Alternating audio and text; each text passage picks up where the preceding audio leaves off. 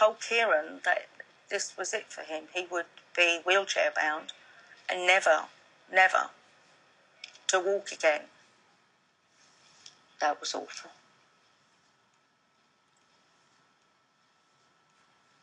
I broke my heart crying, but he never seen me cry.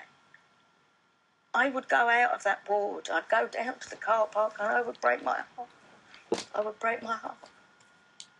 I would put my face on again, go back into the hospital, go to the first section where there was toilets, wash my face, put my makeup on and then go back to the ward. And he never knew. Come on, Kieran, let's try and eat today. He was the one that was saying, there's nothing wrong with me. There's nothing I can... He knew his body functioned. He knew his legs would one day work. He knew his arms would work. He always knew that.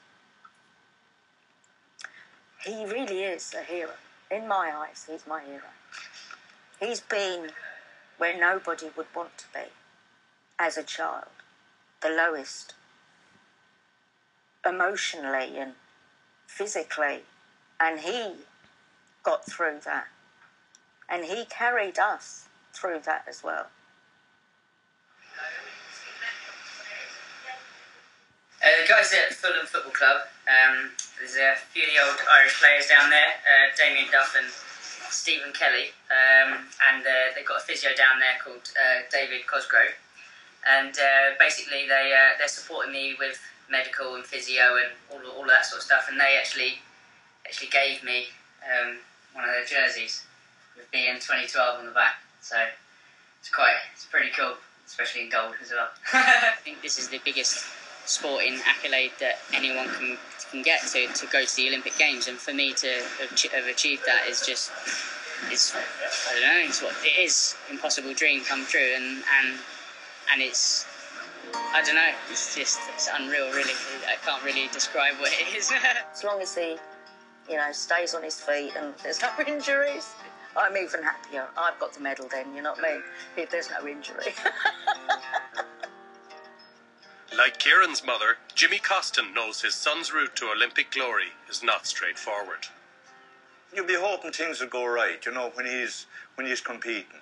The most important thing is that he do as good as he can, stay healthy, and like the Olympics only come every 4 years, so a lot of things would want to go right, especially the last year. There's a lot of pressure in qualifying. It's not easy to do it.